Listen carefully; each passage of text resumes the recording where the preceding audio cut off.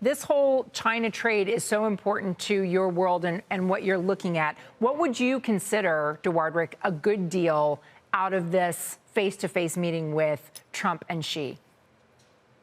Well, I think in the short term here, Contessa, de-escalation, to Eunice's point, is important. But I think when it comes to the framework that was announced by Secretary Besson after he met with He Feng in Malaysia, we need to see the specifics. The devil, and this is not cliche, is in fact in the details here. And I think most importantly, what's the timing, the sequencing, the choreography here that goes into this? And then for the US side, I'd like to know what the costs are, because the Chinese are not going to give any concessions without getting some. So, all of these things are important, but for right now, signals are positive. I think we will have a situation here where the tariff delay is kicked out. It ends November the 10th. I think we're going to see that pushed out. But on soybeans, on critical minerals, on fentanyl, the devil is in fact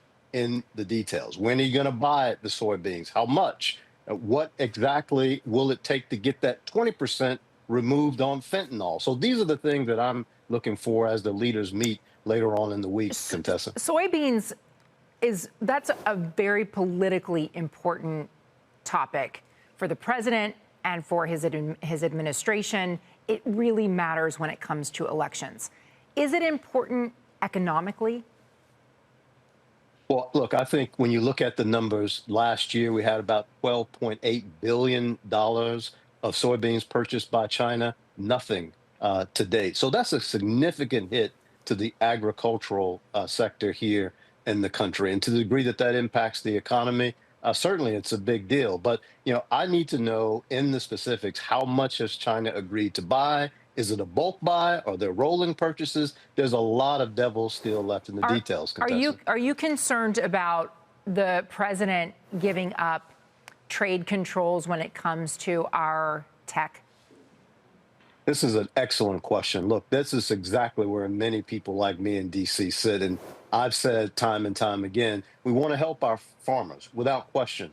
But soybeans for semis is not a win for the United States as a whole. So I hope that we're not going to trade soybean relief for advanced semiconductor chips. But I still need to see what we agreed to. That's why the details are so important here, to see what the U.S. agreed to give up.